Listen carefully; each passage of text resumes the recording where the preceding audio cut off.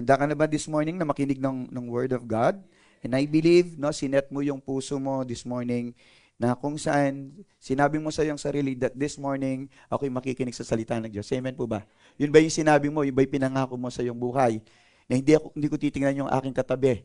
Kasi yung aking katabi, i-distract niya ako. Kung pwede lang sabihin na pangit yung katabi ko muna ngayon para hindi ako titingin sa kanya.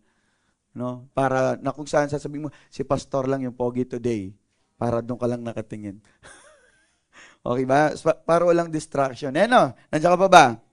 Amen. Amen.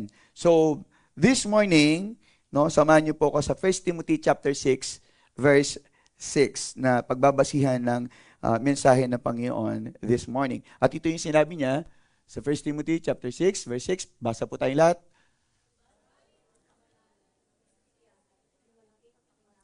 Amen. Sige, tayo po yung quote manalangin. Dakilang Diyos, sa mga makapangyarihan sa lahat, pinupuri ka namin at pinasasalamatan sa pagkakataon, Panginoon, na kami po ay dinako mo sa lugar nito upang nang sa ganun, Panginoon, ay kami po'y makarinig ng mga salita mo na magbibigay kalakasan sa aming buhay pananampalataya. This morning, Lord God, hindi namin kayang ihayag, hindi namin kayang unawain ang iyong mga salita, Panginoon, kung hindi po kami gagabayan ng iyong banal na Espiritu. That's why this morning, Holy Spirit, lead us and guide us, O God.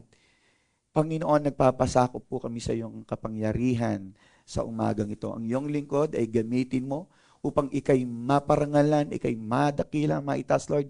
Hindi ang iyong lingkod, Panginoon. At nawa, Panginoon, walang anumang kapahayagan ang magmumula sa iyong lingkod sa umagang ito, kundi ang lahat ng mayahayag ay galing sa iyo, Panginoon, at ayon lamang sa iyong mga salita. Ninuluwalhati ka namin at dinadakila sa umagang ito sa pangalan ni Jesus. At ang lahat na nagsasabing siya ay makikinig sa salita ng Diyos ay magsabi ng malakas na, Amen, Amen, and Amen. Sige, yung pinakamalakas na palakpak para sa Diyos. As if this is the last time na papalakpak ka na lang para sa Panginoon. Amen po ba? Amen. So, ang mensahe ng Panginoon sa umagang ito pinamagatang practice godliness with contentment. Ayan, practice godliness with contentment. It's not just contentment alone. Kailangan yung pagkakaroon natin ng contentment o kasiyahan, okay, kagalakan, ay na kung saan ito'y nakabase sa ating pananampalataya. Nako niyo po ba, church? Hello? Okay, so that's why ang title ng mensahe ng Panginoon pinamagatang practice godliness with contentment. At alam naman natin na marami mga tao nowadays na wala silang kakontento sa kanilang buhay. Tama po ba? I don't know kung ikaw kontento ka sa iyong buhay today. Tunay nga ba? Okay, so mahirap mang isipin o paniwalaan na ang bawat isa sa atin ay may kakontentuhan today. Maybe siguro kasi nga tayo mga Kristiyano and having Christ in our life, ito yung nagsasabi, no, nagpapahiwatig na tayo ngay kontento sapagkat if we have Christ in our life, then we have everything in this world. Tama po ba?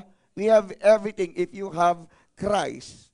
At sa kabaliktaran naman nun, no, kung wala sa'yo si Kristo, wala ka. You are nothing. We are nothing. Napakaliwanag na sinasabi ng 1 Timothy chapter 6, verse 6, but godliness with contentment is great gain. Ibig sabihin, merong pakinabang. Sabi mo nga, may pakinabang. Iyon, isang bagay na lagi nating hinahanap yung magkaroon tayo ng kapakinabangan. Yung magbe-benefit tayo. Tama po ba? And that's the time na masasabi natin, kontento ko, masaya ko kasi nakinabang ako. Nako po ba? Kaya nga kapag yung kaibigan mo, wala kang pakinabang sa kanya, hindi ka masaya sa kanya. Tama po ba yan? We always look for someone or some friends or some group na kung saan tayo makikinabang sa kanya. Ito naman yung lagi nating tinitignan Maghahanap ka ng trabaho, see to it na may pakinabang yung trabahong tatrabahuin mo o yung kumpanyang papasukin mo. We always look for the benefit. Ano ba yung mga benefit niyan? May SSS ba yan? May Pag-ibig ba yan? May PhilHealth ba yan? May HMO ba yan? May Medicare pa yan? No, everything. May insurance ba yan? So ito yung lagi natin tinitingnan. Yung mga bagay na kung saan magbe-benefit tayo, na kung saan yung mga alam natin na maaari nating makuha, ito yung magbibigay sa atin ng contentment. Andiyan ka pa ba? So that's how important it is to have contentment. isang bagay o isang tanong na dapat sagutin, no? O malaman natin yung katugunan. How important it is to have contentment. Ano ba yung kayang gawin ng contentment sa buhay ng isang tao? That's why we need to practice contentment. Kung hindi ka pa kontento sa buhay mo ngayon, bagaman you have everything in this world, bagaman these are the prayer requests na talagang matagal mo nang pinag-pray, and yet nasa iyo na, nakamtan mo na. And along the way, no, yung mga unang araw, kontento ka, masaya ka, pero bakit pag dumadali yung mga maraming araw or naluluma ng isang bagay, ay hindi ka nagkakaroon ng contentment. Kaya nga, ang sabi ng Panginoon, let us practice contentment with godliness or godliness with contentment. Pinapractice ba to? Ininsayo ba to? Yes! Ininsayo dapat yan. Pinapractice, ibig sabihin nung pinapractice, hindi lang talagang insayuhin mo, kundi isa pamuhay mo. It is kumbaga hamon sa atin that everyday, gigising ka pa lang, dapat makaramdam ka na ng contentment sa buhay mo. Hindi mo sasabihin, bakit ganito itong buhay na to? Amen ba yan, church? Amen. So it is a struggle, no? Sa bawat isa, to feel contentment in their life. That's why, makikita natin ngayon, if we will practice godliness with contentment, these are the things na nagagawa noong contentment sa ating buhay. 4 na bagay lamang to na ating pag-uusapan, and number 1 is this: contentment is our basis or parameters in valuing things. Ibig sabihin, contentment is a basis, ito'y basihan or sukatan natin para mabigyan natin ng pagpapahalaga. Or ito yung basihan natin para sabihin natin ang isang bagay nito ay napakahalaga. Nakanya po ba? Ito yung nagagawa ng contentment. Imagine that if we will practice godliness with contentment, kahit na yung mga bagay na maliliit na walang kwenta, but because you are practicing contentment in your life, then nasasabi mo ito'y nagbibigay ng kasiyahan sa iyo. Yung may mga ibang bagay na sa ibang tao, wala lang, pero para sa iyo, napakasaya nun. Tama po ba? Kaya nga isang bagay, kahit magandang-maganda pa yan, pero wala kang kakontentuhan doon sa bagay na yun, then yung bagay na yun ay walang value for you. Naku po ba? Di ba may mga bagay tayo na tinatapon natin? Pero may mga tao naman na pinupulot nila. Bakit? Kasi mahalaga sa kanila yon. Nakita nila yung value noon. Naku po ba? That's how contentment works in our life. In fact, kung titignan natin sa isang tao na walang kakontentuhan, yung mga bagay-bagay o wala lang sa kanya. Wala lang.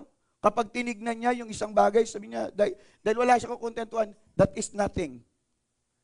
Pero ikaw, because you are practicing godliness with contentment, then everything for you has a value. And it brings contentment to you. Alam niyo po, ako isang dating mangangalakal. Dati ako nagbabasura. Hindi lang halata. Pero sa totoo lang po, nag-junk shop kasi kami. Dati naming hanap buhay yon. How many years? I don't know. More than a year yata, no? Nung kami po yung nag-junk shop. Hanggang sa mabayaran yung lupa, then that's the time, tumigil kami na mag-junk shop. So nakita ko yung mga basurang patapon, pero sa amin, hindi siya patapon. Lagi naming nakikita, pera yan. Kapag nakakakita kami ng tanso, nanginginig kami. Yung mga mata namin, pag binuksan namin yung TV, ang daming tanso, blower, tanso. Ganun yung tingin namin. Ganun yung tingin namin. Sa lahat ng mga bagay na makita namin, mahal yung kilo niyan. Ganun kami. Kasi nga, may kakontentuhan kami sa mga bagay nito na basura sa iba. Nakanyo po ba, church? That's why, yung contentment natin, ito ang nagbibigay, ito yung nagiging basihan natin, usukatan natin sa isang bagay para magkaroon siya ng value. Nakuha niyo po ba? Tingnan mo yung asawa mo kung katabi mo yung asawa mo. Kung titignan mo siya, meron ba siyang halaga para sa iyo? O kung kaibigan mo yan, kaibigan mo katabi mo, mahalaga ba siya sa iyo? Di ba? Kontento ka ba nakasama siya? Kontento ka ba nakatabi mo siya ngayon? Kontento ka ba na nakikita mo siya today? So, ibig sabihin, dahil kontento ka sa kanya, may value siya sa'yo. Pero marahil yung ibang tao, sabi niya, ayaw kita. Ibig sabihin, wala siyang value dito sa tao na ayaw sa kanya. Naka po ba? Kaya napakahalaga na lagi natin pinapractice ang contentment in our life because I believe that everything around us, everything na create ni Lord, ang sabing ganon, it was good, sabi ni Lord. Everything God created, it was good. Lahat ng bagay mabuti. Nasa atin lang kung masisiyahan tayo. Kung magkakaroon tayo ng kakontentuhan. Ngayong panahon na to, ang dami mga tao hindi sila kontento sa kanilang buhay. Sa totoo lang po. Lagi silang naghihingi. Sabi nga sa Bible, sa Proverbs chapter 30, para silang mga linta. Na kung saan gusto lang nila, give kayo, bigay kayo, tanggap lang ng tanggap. Gaya lang gusto nila. Wala silang satisfaction, wala silang contentment. Parang yung mga bulsay, ang lalalim ba? Na hindi mapuno-puno. No? Yun ang sinasabi ng Bible. And hindi ka naman linta. Tama po ba yun? Hindi ka naman ikaw yung tao na talagang gusto mo, laging ikaw yung nabibigyan, laging ikaw yung tumatanggap. In fact, sometimes kapag tumanggap ka pa, bakit ganito lang? Yun pa yung sinasabi mo eh. Para bang napaka-kaunti lang, di ka papasalamat na ikay nakatanggap. Nandiyan ka pa ba, church? So, meron dito sa Bible, sa Luke chapter 12, verse 13 to 21.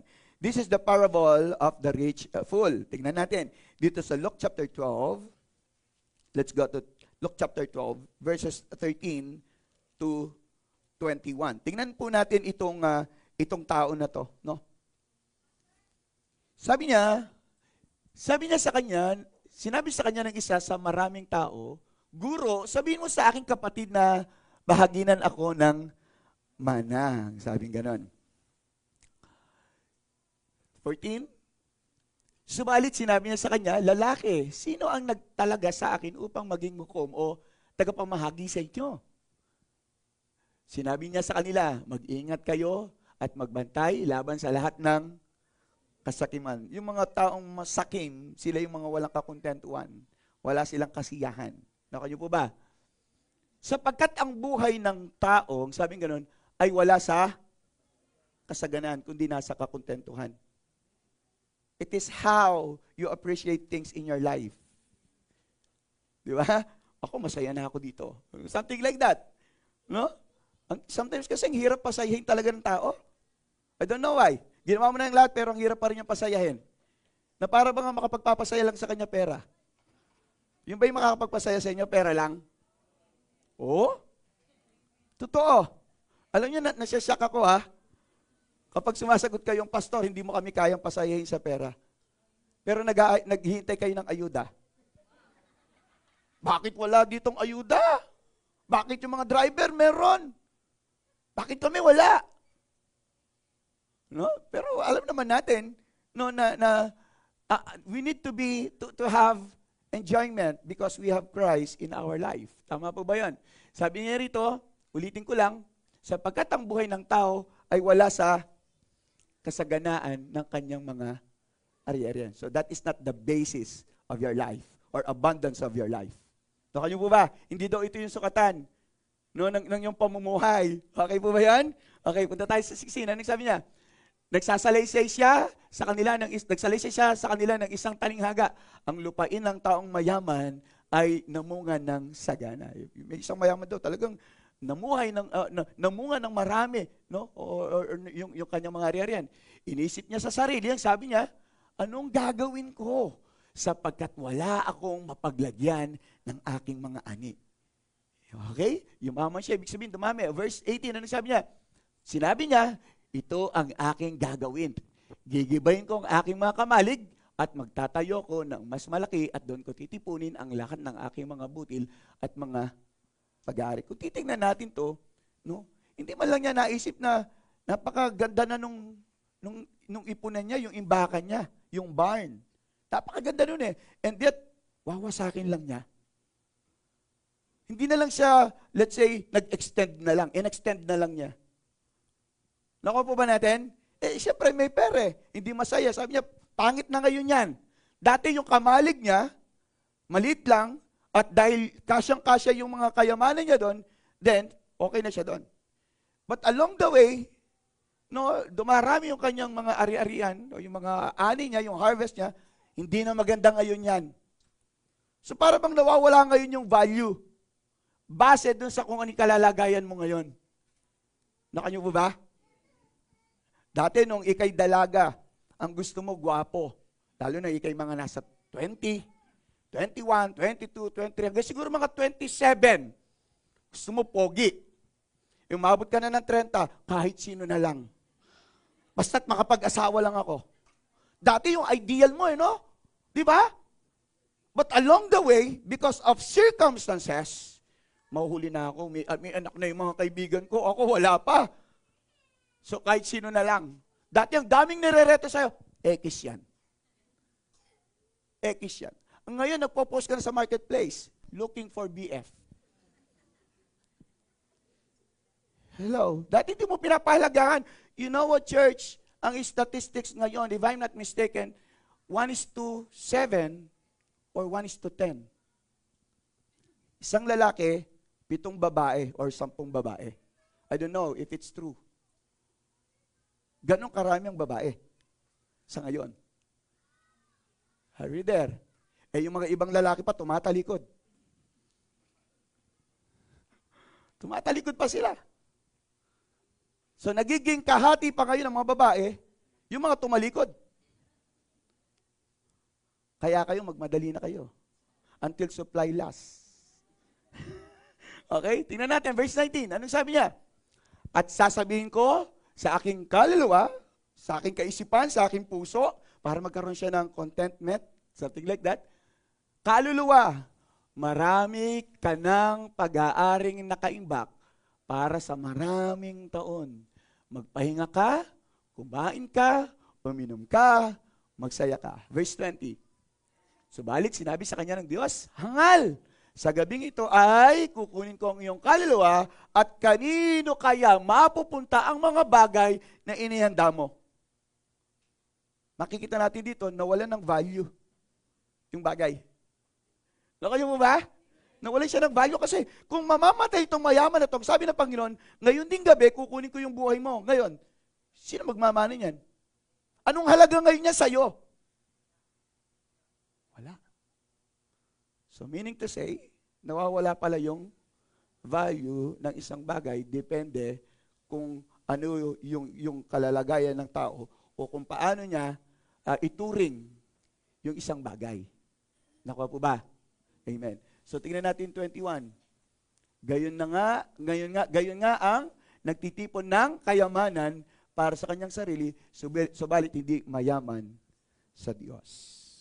Ayaw kasi ng Panginoon na magkaroon tayo ng kasiyahan apart from Him. Gusto niya masaya ka dahil kasama mo siya. Dahil may Kristo ka. Kaya nga alam nyo, kung may Kristo ka talaga, hindi mo naman talaga kailangan maging malungkot eh. Amen po ba yan? But I don't know why, di ko alam bakit marami pa rin mga Kristiyano ang talagang nalulungkot. Nag-aalala, naliligalig. You have Christ in your life. You have Christ in your life. Isang bagay na dapat nating maunawaan yon, na hindi ang mga bagay sa mundo ang magbibigay sa iyo ng nakakontentuhan o ng kapayapaan. Here, on this world, or in this world. Hindi yung mga bagay na yan. Ibig bang sabihin, hindi mo na kailangan mga bagay na yan? I'm not saying that. Hindi ko sinasabi yon.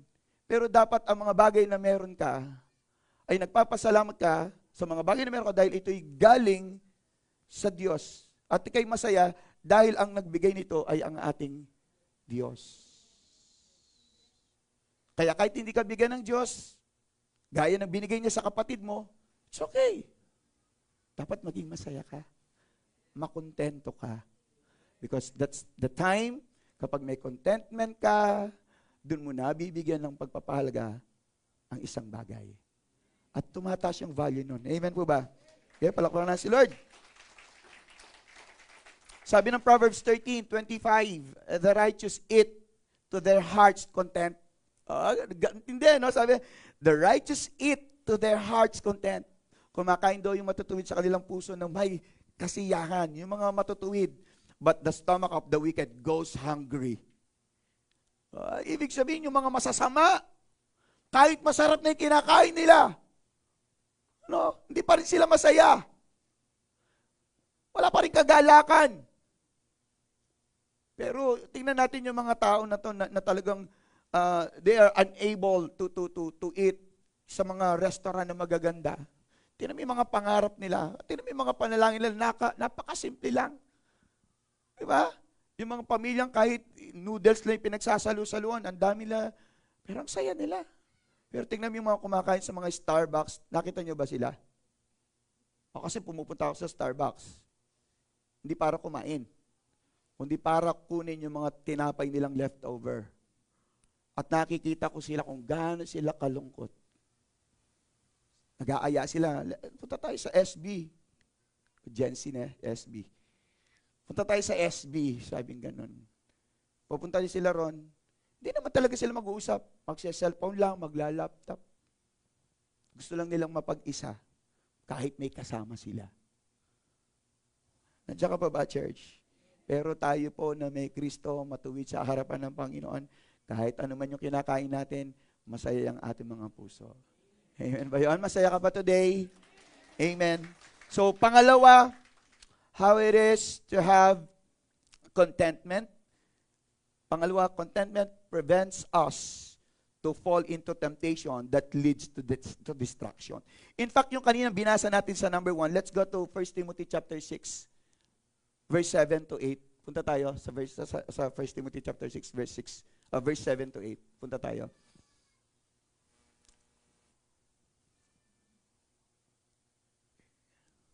Okay, ito yung kanina na pinag-uusapan natin na ito yung nagiging basis na, no? Sapagkat wala tayong dinalang anuman sa sanlibutan at wala rin naman tayong mailalabas na anuman. Kaya masasabi natin, wala talagang kwenta. Nakanyo po ba? Okay. Verse 8, tingnan natin, kasama yan. Ngunit kung tayo'y may pagkain at damit, masiyahan na tayo sa mga ito. Okay po ba yan? Okay, yung susunod, yung contentment prevents us to fall or not to fall into temptation or prevents us not to fall into temptation that leads to destruction. Take note of that. Kapag meron temptation, ito'y hahantong sa pagkawasak. Nakanyo po ba? Ang temptation, kapag may temptation, hindi ibig sabihin temptation lang yan. Kapag may temptation na nasa paligid natin, nakaamba kagad ang distraction. Naku niyo po ba? Hello? Take note of that. Kaya nga, it's not just only the temptation, but also yung bunga ng temptation. May kasunod yan. Kaya nga, beware na huwag kayong matukso. Naku po ba? Itong sinasabi ng verse 9. Punta tayo sa verse 9. Ngunit ang mga nagnanais yumaman. Sino nagnanais yumaman? Parang nawala. Parang nagbago kagad yung isip niya. Ayoko na, pastor. Ngunit ang mga nagnanais yumaman ay nahulog sa tukso. Grabe. At nabibitag sa maraming hangal at nakapipinsalang pagnanasa na siyang naglulubog sa mga tao sa pagkawasak at kapahamakan. Gusto mong yumaman? Face this one. Kaya pala sinasabi natin, yumaman lang ka lang, naging mayabang ka na. It is true. Nasa Bible pala yun. Alam niyo, meron akong isang kaibigan na kung saan nung sila po ay maliliit pa lang, mga bata pa lang sila, si JP, kilala niya to, no? Mga bata lang yon, kasi mga customer ko sila sa barbershop, makikita ko yan, tumatakbo, walang tsinelas. Abay, ngayon, milyonaryo na. Ngayon, milyonaryo na. Natuto na magtsinelas. Nakasapatos pa, ang ganda. Nakapunta na ng Hong Kong lately. So, nagbabago, at makikita natin ngayon na there are times pala, or most of the times, no, na ang mga bagay sa ating buhay, kung talagang gusto natin magkaroon ng pagbabago yung ating buhay, gusto natin talagang umasenso. Sabi natin siguro, pastor, ayaw ko naman talagang yumaman eh. Talaga ba? Ito, lagi ko tinatanong, ayaw niyo ba talagang yumaman? Sakto lang. Ako gusto kong yumaman kung kalooban ng Panginoon. Kung gusto akong payamanin ni Lord, why not? Tama po ba? Kung yun, gaya na lamang ni Solomon, yumaman si Solomon because of God. Yumaman si Job because of God. Maraming mga great men of God yumaman because ayun ang gusto ng Panginoon sa kanila. Tama po ba? Pero yung talagang ninanais, yung talagang gustong ibig sabihin dito, yung gumagawa ka ng sarili mong pamamaraan. Taka niyo po ba? Gumagawa ka ng sarili mong pamamaraan. Ngayon, nagsabi dito na kapag meron tayong kakontentuhan sa mga bagay natin na meron tayo ngayon, kung ano yung meron ka ngayon, kontento ka dyan, pine-prevent ka niya na huwag kang mahulog sa tukso na mauuwi sa pagkawasak. Marami mga taong ganyan. Nung yumaman na natuto ng magsugal, natuto ng mambabae. Marami mga taong ganon. Dati hindi sila mapag-alipusta, pero bandang huli, mapag-alipusta na sila. Marami mga tao na sinasabi lang, kapag ako yumaman, hindi ko siya gagayahin. Do you believe on that? Oh, I don't think so. I don't think so. There is temptation. Pagdating sa pananalapi, may temptasyon. Whether you like it or not, kung makakatanggap ka ng 1 million, anong gagawin mo? Diba, bibili ka ng mga bagay na dati ayaw mo. Dati ayaw mo kumain sa mga restaurant, but because you have 1 million now, kakain ka. Dati yung pinaka-last na noodles o yung sabon, sinisip-sip mo pang ganon. Pero kapag meron ka ng pambili, nabibili mo na, sabihin ko sa inyo, mind you, alam ko po, meron kayong ititira doon. Sometimes, baliwala na sa'yo. Tsaka, there are times, o-orderin mo lahat at hindi mo maubos. Totoo po yan. So, there is temptation. But, if we have contentment in our life, no, pinipigilan niya tayo na tayo po ay mahulog sa tukso. Ibig sabihin yung contentment pala, ay iniiwasan niya tayong magkasala. That's why we need to practice contentment every day. Tama? Imagine mo, pagpupunta ka ng mall. Makikita mo yung mga binibili doon. Dahil may pambili ka na ngayon, sige, bilhin mo yan. Bilhin mo yan. Hindi pa dapat palitan, pinapalitan na. Dati-rati yung mga damit mo, kahit ulit-ulit lang yan, okay lang. Pero dahil may pambili ka na, luma na yan, hindi ko na bagay yan eh. Dahil may pambili ka. So ngayon, nadudun yung temptation, natetempt tayo ngayon. At ito yung ayaw ng Panginoon na maganap sa ating buhay. Tingnan natin what happened dito po kay King David sa 2 Samuel 11, verses 1 to 4, na kung saan hindi siya nakontento doon sa kanyang asawa. Kinuha pa niya yung asawa ng iba. Tingnan natin, that is Bathsheba. Nung nakita ni David, dahil wala siya kakontentuhan, sabi nga nung Kapampangan, ala kang buring akakit. Nakuha niyo po ba yung mga Tagalog?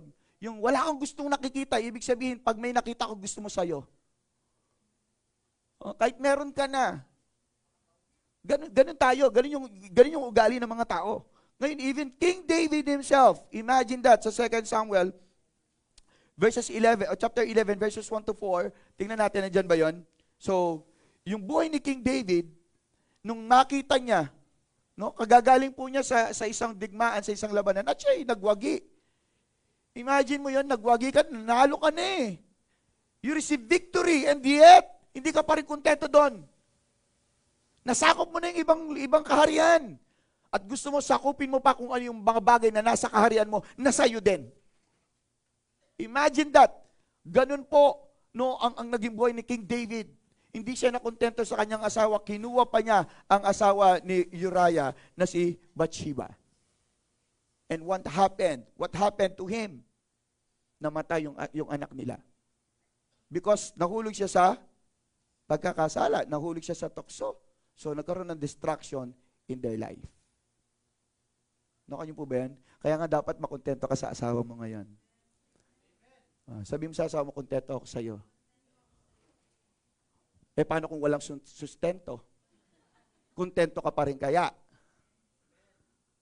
Sabi nung babae, kontento ako sa iyo. Sabi ng asawang lalaki, wala kang sustento. Okay lang ba yan? Is it okay to you? Kahit wala, kontento ka pa rin sa Kanya? Palakpakan natin si Lord doon. That's why, sa 1 Samuel 12, nirebuke ni Nathan si David. Ang sabi doon ni Nathan kay David, mahal na hari, meron ko kukwento sa iyo. Merong isang lalaki na meron na siyang mga hayupan, may mga alaga na siya, ang dami niyang alaga, para praising. Kinuha pa niya yung isang alaga ng isang lalaki. Anong dapat sa kanya? Sabi ni Nathan. Sabi naman ni King David, dapat siyang mamatay. Dapat siyang pagbayaran yung ginawa niyang yun. Kasi wala siyang kakontentuhan. Ang dami na nga niyang ari-arian, kinuha pa niya yung kaisa-isang pag-aari ng isang tao. Imagine that. No? So, kapag ganun lagi ang pananaw natin that we want more and we want kung ano yung bagay na meron yung kapitbahay mo. Meron mga taong ganun no? Na pag nakita niya, gusto ko rin yan. Kahit hindi naman niya bagay. Basta't meron siya. Kahit hindi fit sa kanya. Ang ganda kasi tingnan siyempre, sexy siya Tapos ikaw, di ka naman sexy. Imagine that. Basta itong gusto mo lang, meron ka. That's it. No? Kahit hindi mo bagay. Hindi dapat po ganun. That's why, makontento tayo. Amen ba yan, church? Sabi mo sa katabi mo, makontento ka. Okay. So, pangatlo, punta po tayo sa verse 10 ng 1 Timothy chapter 6, verse 10. 1 Timothy, sabi niya, sapagkat ang pag-ibig sa salapi ay ugat ng lahat ng uri ng kasamaan, na ang ilang nagnasa rito ay napalayo sa pananampalataya at tinukso ang kanilang mga sarili ng maraming kalungkutan. Putulin lang muna natin yan. Punta muna tayo sa una. Sapagkat ang pag-ibig sa salapi ay ugat ng lahat ng uri ng kasamaan na ang ilang nagnasa rito ay napalayo sa pananampalataya. Imagine that. Ito po yung pangatlong sinasabi niya that if we will practice godliness with contentment, contentment will protect our faith. Ganun pala yun. Kapag natutunan natin o sinasapamuhay natin, pinapractice natin na magkaroon tayo ng godliness with contentment, we are protecting our faith. Ganun pala katindi yun? No po?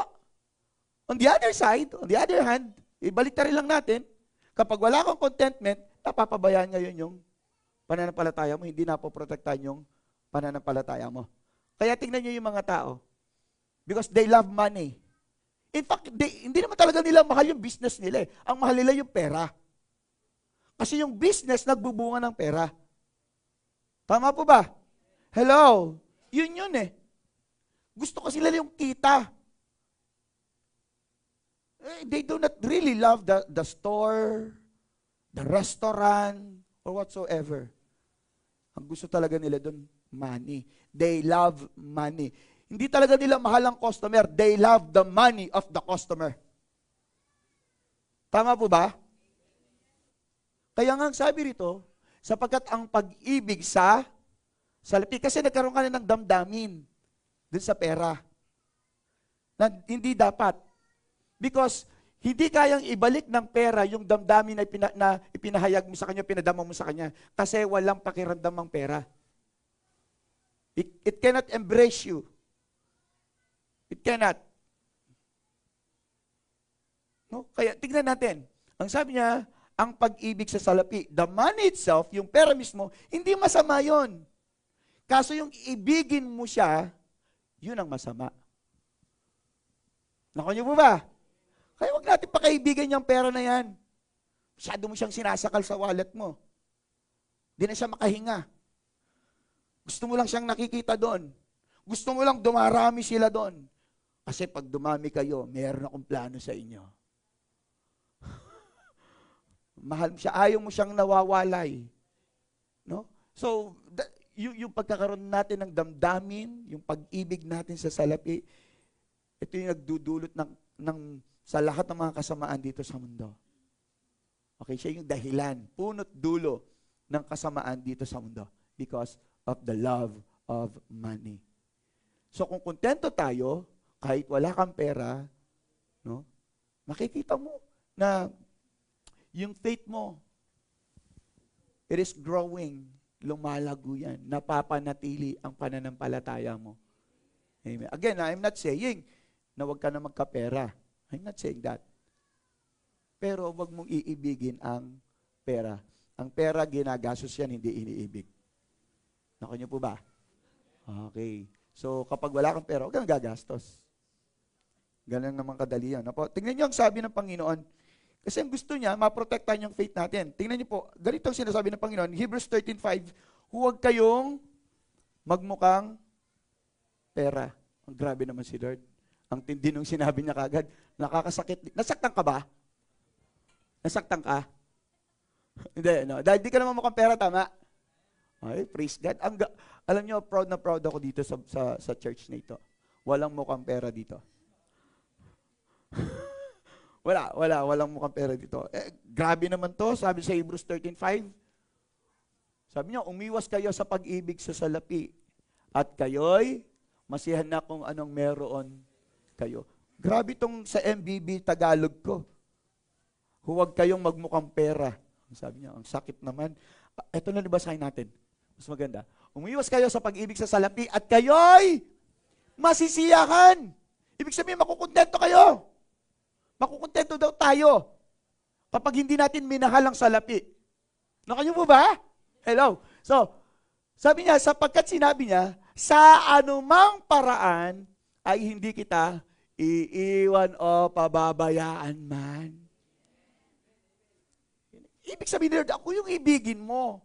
Sa akin ka maging masaya. Sa akin ka lumapit. Sa akin mo hanapin yung kagalakan. Hindi sa pera. Sisirain ng pera ang buhay. Pag inibig mo yung pera, sisirain ng pag-ibig mo sa pera o pagmamahal mo sa pera, ang pananampalataya mo, ang buhay mo, ang pamilya mo. There are times we want to earn money for our family. Yun ang gusto natin. There's nothing wrong with that. But the problem, dahil marami na po-provide mo yung pangangailangan ng mga na family mo, no, dahil sa pagtatrabaho mo, maraming pumapasok na pera sa'yo. So, ang nangyayari ngayon, hindi na talaga para sa family Kundi, dahil kumikita ka na, malakas na, kukunin mo na, gusto mo na lagi. Pera.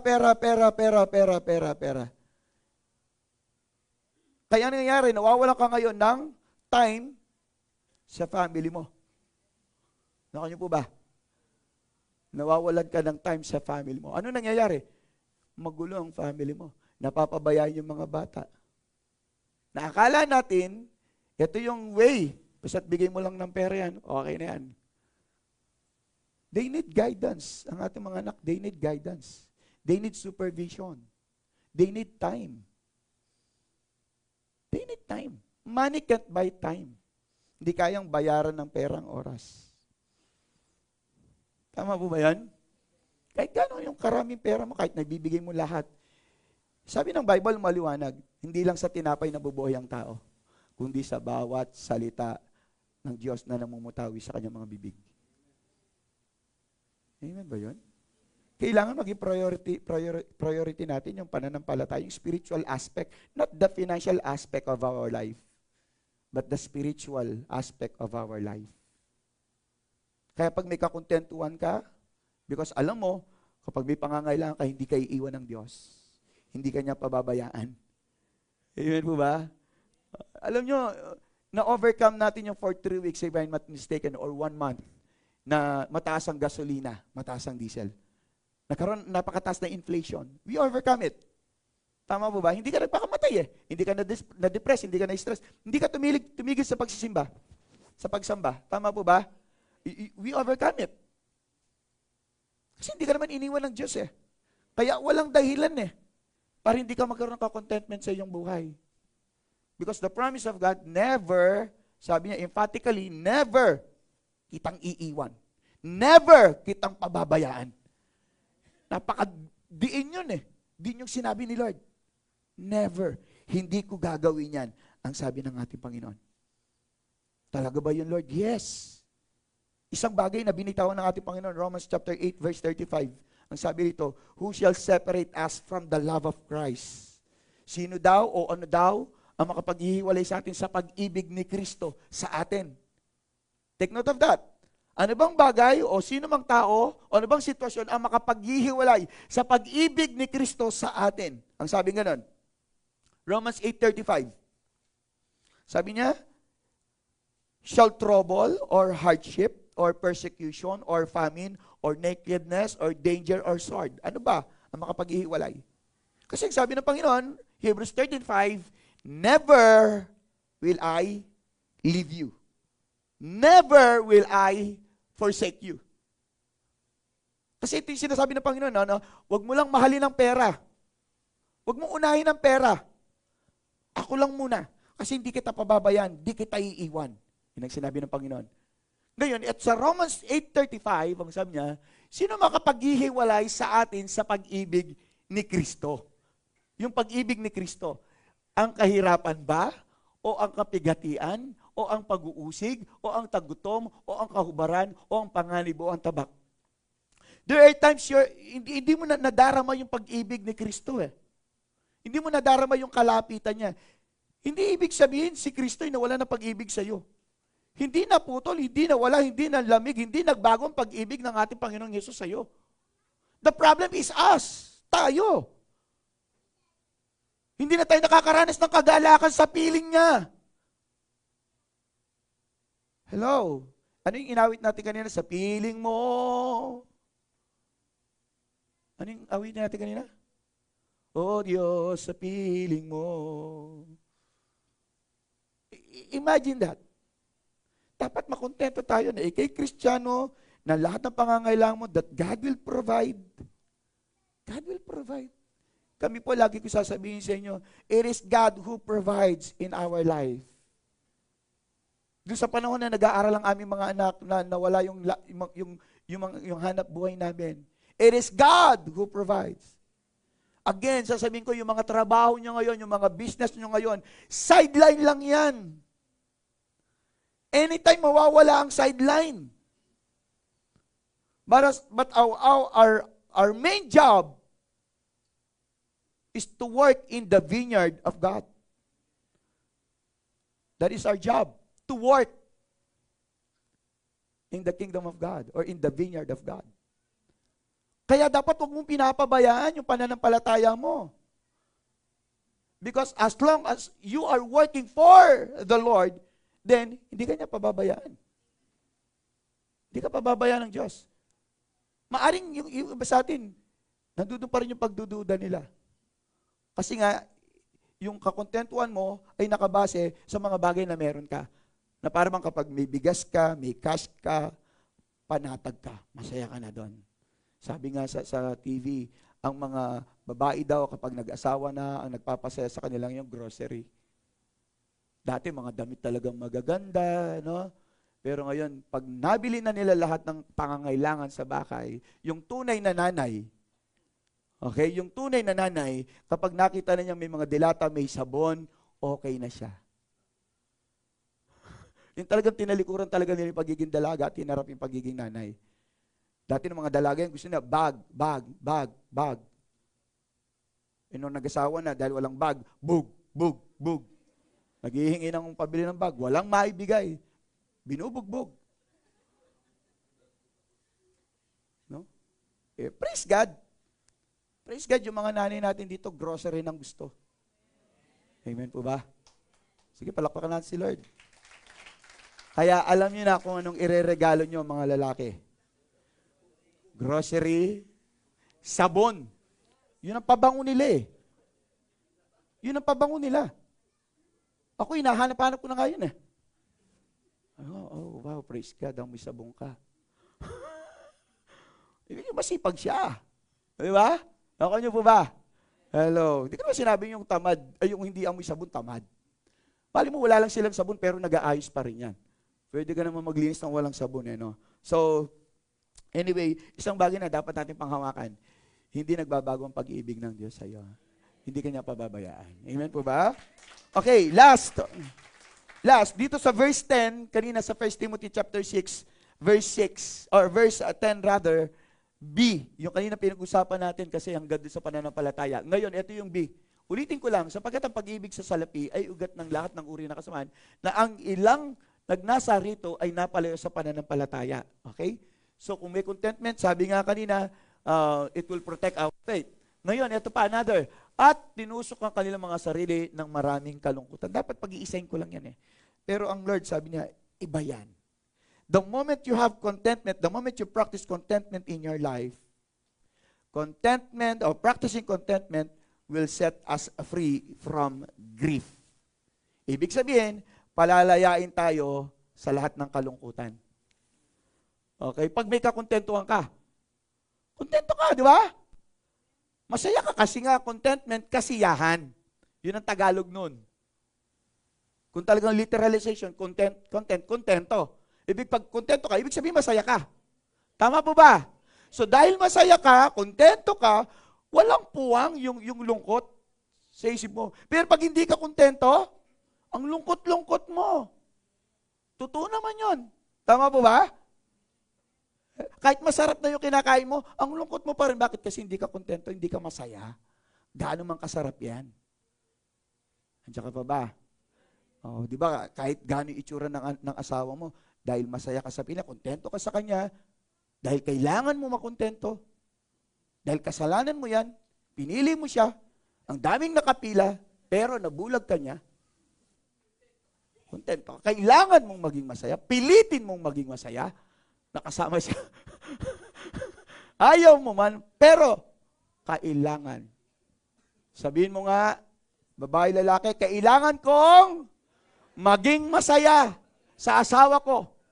Pipilitin ko. Magsusumikap ako na maging masaya dahil ginusto ko to. Pinaglaban mo pa man din noon. Pinaglaban mo yan noon, di po ba? Binabawalan ka, hindi ka nakinig.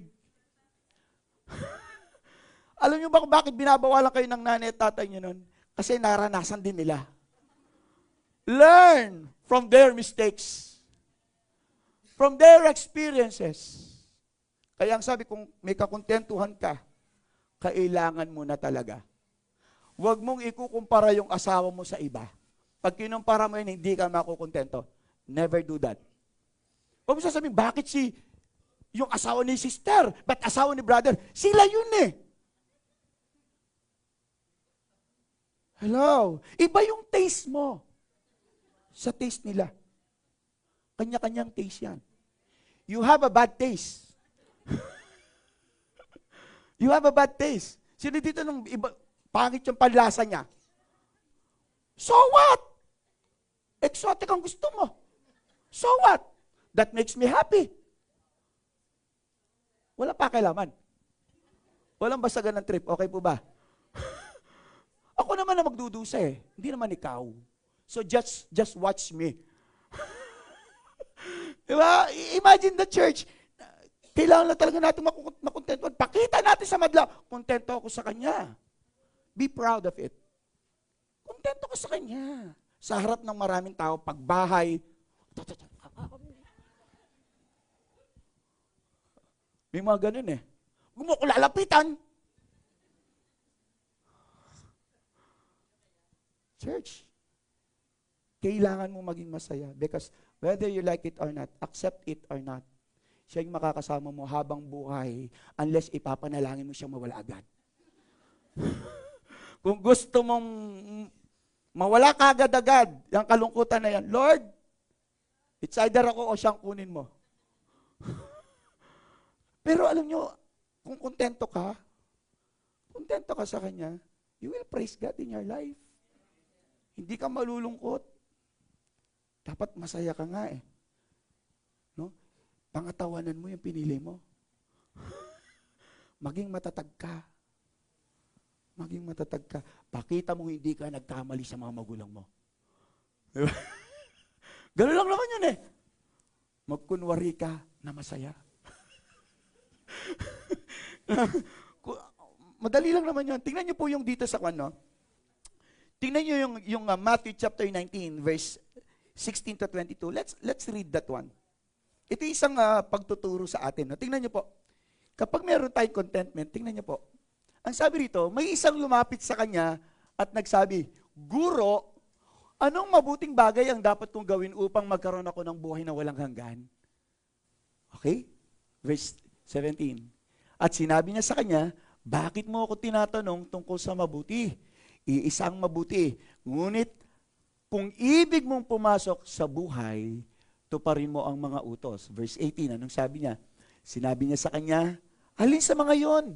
At sinabi ni Jesus, huwag kang papatay, huwag kang mangangalunya, huwag kang magnanakaw, huwag kang sasaksi para sa kasinungalingan. Verse 19, igalang mo ang iyong ama't ina at ibigin mo ang iyong kapwa na gaya ng iyong sarili. So, 20, sinabi sa kanya ng kabataang lalaki, sinunod ko na ang lahat ng mga ito. Ano pang kulang sa akin? Verse 21, sinabi sa kanya ni Jesus, kung ibig mong maging ganap, humayo ka, ipagbili mo ang iyong mga ari-arian at ibigay mo sa mga dukha at magkaroon ka ng kayamanan sa langit. Pagkatapos ay pumarito ka at sumunod ka sa akin. Verse 22, ngunit nang marinig ng binata ang ganitong salita, umalis siyang nalulungkot sapagkat napakarami niyang ari-arian. Tingnan niyo po to. Even though ang sabi nga ng Bible sa Luke chapter 9:25, ano nga bang pakinabang ng tao? Makamtan man niya ang lahat ng bagay sa mundo, pero mapapahamak ang kaluluwa niya. This is the saddest part. This is the saddest part. Na para bang nasa iyo na ang lahat, and yet you are not experiencing the real life or a meaningful life. Hindi makabuluhan ng buhay mo, even though you have everything. Nakon niyo po, sa halip, ito naging magulo. Alam niyo po, one time, sabi ko sa asawa ko, praise God, wala tayong pera. Kasi wala tayong iniisip na may iwan dun sa bahay. Kasi yung aming naranasan before, when ang church po ay nag-start, kunting ano lang, ang church ay nag-start, never kami nakahawak ng 50,000 in our entire life. Nakakakita lang kami. Nakakakita lang. No? At hindi kami nakahawak ng 50,000. At nung nakahawak kami ng 50,000 kasi naipon namin yung pera ng church. Wala pa yung mga leaders natin yun. Ilan pala kami? Around mga 20 pa lang yata kami na that time, 25. Malilit pa lang po yung mga bata nun. That was 2015? Or 2015? Something like that siguro. Malilit pa yung mga bata nun. So, yun, no? Hindi lang ata 15, mga around 13, something like that. So, 50,000, medyo, na kami. Natatakot na kami. Hindi namin alam kung saan namin itatago. Kasi ang bahay namin noon, siguro ito lang, itong stage. Mahaba pa to. Ganito lang. Ganito lang yung bahay namin. Doon yung banyo, kusina, sala, yung living room. Hindi. Living room. Buhay ang nakatira doon eh. Yung mga kwarto niya. Para sa buhay yun. Living room. Nandoon. So, yung terrace namin, of course, yung gazebo nasa labas. Yung micromatic na payong.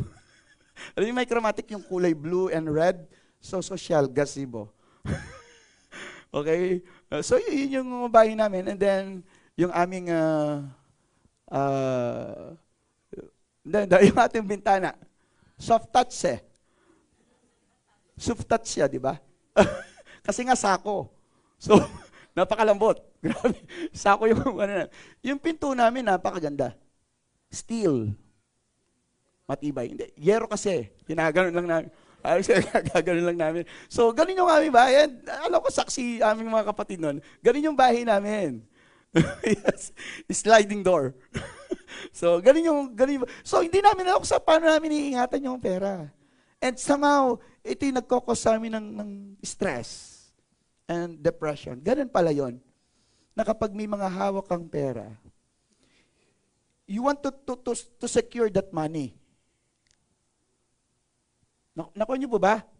You want to secure that money. Kaya ang ginawa namin, dinala namin sa bangko. Nung napunta sa bangko, doon pa lang na-release. Doon pa lang. So, sabi ko, praise God. Buti pala hindi tayo binibigyan ni Lord ng ganong pananalapi. Noong mga panahon na yon. Imagine that. Kasi hindi pa namin kayang i-manage or i-control or whatsoever. And isang bagay na nakita ko doon, nung meron kaming hawak na ganun, iba yung laman ng aming isipan. Hindi kami makapag-concentrate. Kasi sa lahat ng pupuntahan namin, dala-dala namin yun. Kahit magpunta lang siya sa asan yung bag ko? Yung bag ko. Hindi niya kami hinahanap yung bag ko, nasan yung bag? Okay, yung mga anak namin, nandudun lang sa kami, hanapin mo yung anak mo. Di yung bag. Grabe, no? So, yun yung mga bagay na talagang we experience. That's the time. Yun yung mga bagay. And na para bang yung mga pera na to, mga bagay dito sa mundo, talagang ito yung nagiging dahilan para kay magulumihanan. Tulad, I don't know, last Friday yata yun, umalis kami. Last Friday. Ma, recall ako yung plancha, nabunot mo ba? OCD rin ba kayo? May sakit ba kayong OCD? Yung alam mo, nabunot mo, pero parang nabunot ko ba yung plancha? Napakalayo mo na, binalikan mo. Tapos yung saksakan,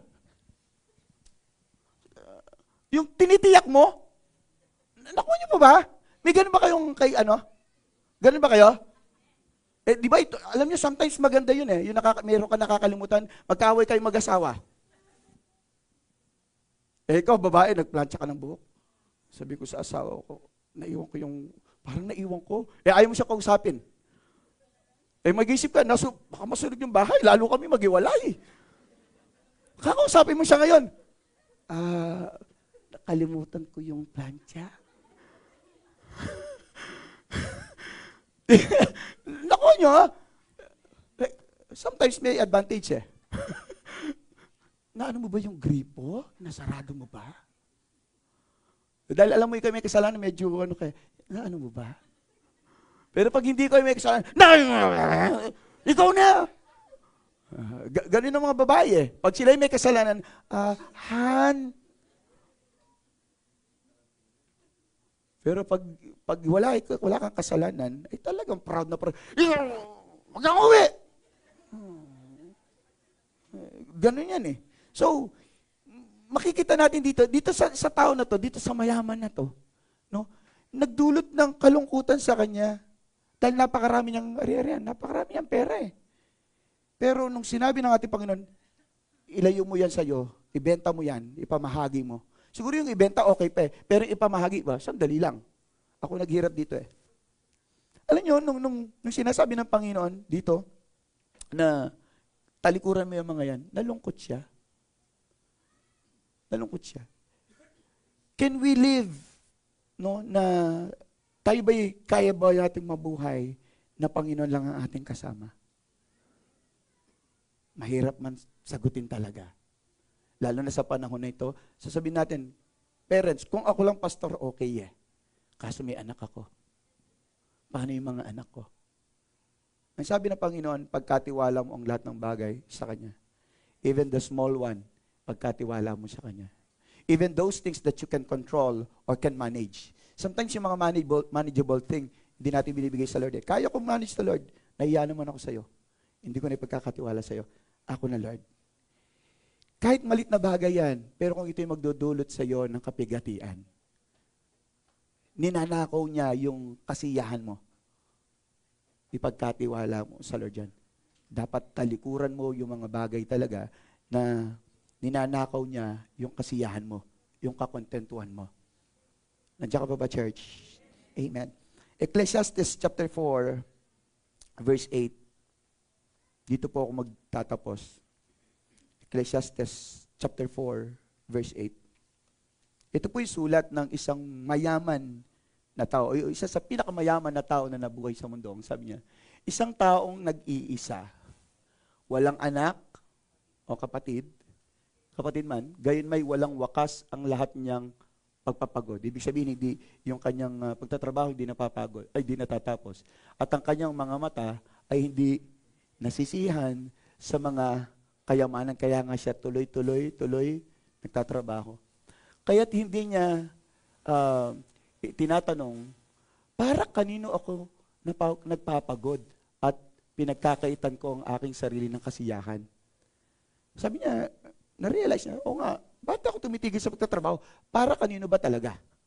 Bakit ako nagtatrabaho? Sino ba yung pinaglalaanan ko nito? Wala nga siya kapatid, walang anak. Ibig sabihin, walang family talaga. Ngayon, ito man ay walang kabuluhan at malungkot na bagay. Church, hindi masamang maging masaya. Give yourself a time to feel contentment. Pwede ba yan? Kaya ba yan? Sarili, makontento ka naman. Turuan mo yung sarili mong makontento. Sa lahat ng bagay. Let us always think that it is given by God. Galing sa Diyos to. Kung ito yung pinagkulob niya sa akin, may karamdaman ako, inallow ni Lord tong karamdaman na to, praise God. Tama po ba? Yan lang naman yun eh. Let us convince ourselves, encourage ourselves, na ang lahat ng bagay na nagaganap sa iyong buhay ay pinahintulutan ng Diyos. Lahat ng mga bagay na meron ka, hindi dahil magaling kang magtrabaho or what, hindi dahil matalino ka, it is because of God. Kapag ganun yung ating mindset, kaya kami bahay ngayon, may sasakyan ka, hindi dahil sa ikaw. Sabi nung kanina, yung inawit natin, it is because of God. Amen?